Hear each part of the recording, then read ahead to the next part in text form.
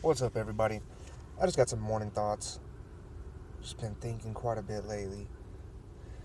I'm passing by a lot of different things that it catches my eye, and it makes me just wonder why why humankind does some things. I'm driving by right now. I'm driving by, won't name exactly which high school, but it's a very devout Christian high school, and it made me think. You got an entire school based off of a religion. And from what I've heard about this high school, they don't accept you into that high school unless you are of that religion. And it's a very privileged high school. I'm talking, it's one of those high schools where you see Ferraris driving out after dropping off their kids. And you see freaking brand new baseball stadiums and freaking high-tech architecture and things. And it makes me think, like, if people put that much energy and thought into other schools, people who actually are the future of this country,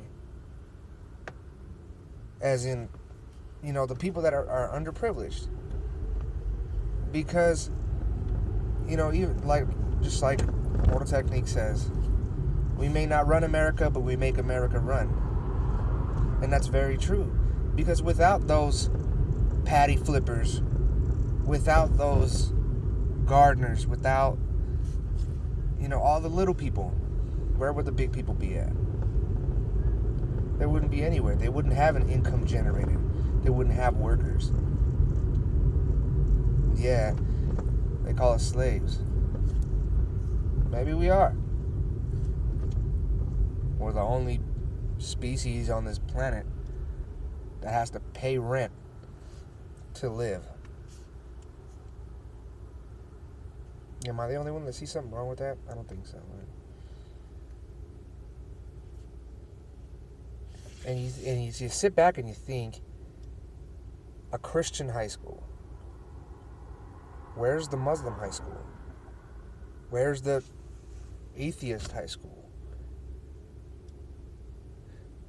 Specifically built upon a religion. You don't see anybody else doing that. Why don't you see Muslims doing that? Because they don't separate themselves. They don't segregate themselves from others. They don't treat themselves as if they're better than somebody else. And that's what that school does. That's a rich school. If I'd have went to that high school, I probably would not be where I'm at right now. I'd probably be at Harvard or Yale or something. I probably wouldn't be here right now. I wouldn't have learned the things that I've learned. And I'm happy for that. Why don't we build a high school that tells the truth? Why don't we tell our youth the truth? That rhymed. From the start.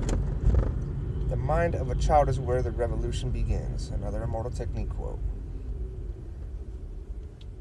That's the only way we're going to change this world.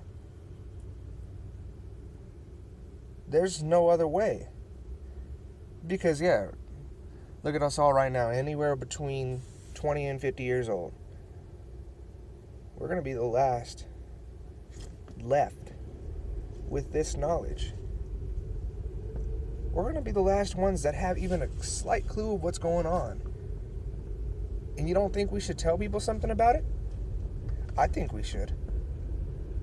I think we have a liability to tell some people that what we know.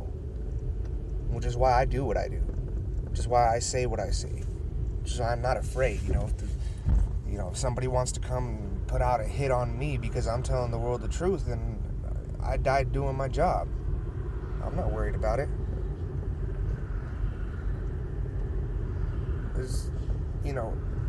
We're given knowledge for a reason. And, keeping that knowledge to yourself is selfish. It's just like Solomon's wisdom, when he lost that, just because he was selfish. That's what could happen to us. That's what could happen to some of you smart people out there. You could end up one day just not knowing anything, not knowing where you're going in life, and just be lost. And you'll know what it's like to be one of them other people out there with no future, with no ambition. And once you face that,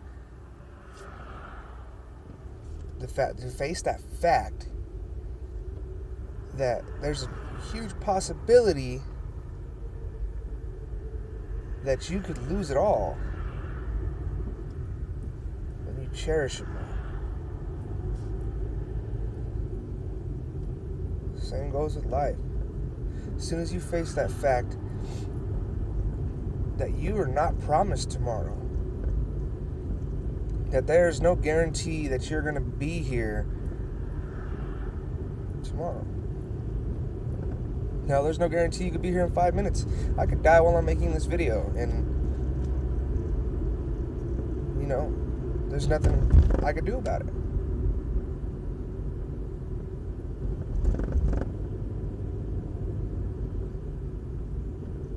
People, we really need to look within on this one.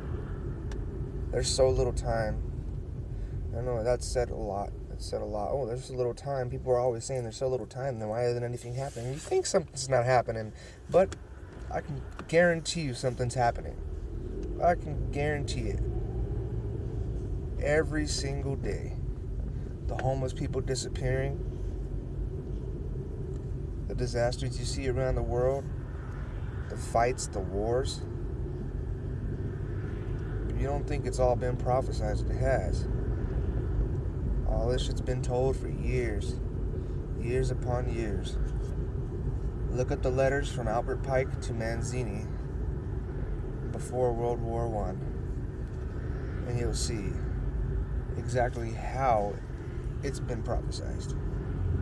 Letters from so long ago spoke what's happening today, word for word. It's been a blueprint from the very start. And until we realize that, until we can see that with or without us, they're still gonna do what they want to do, and turn that knowledge into a passion, into a fight, into a revolution, then we'll be meaningless. Until we can do that, our life would be worthless.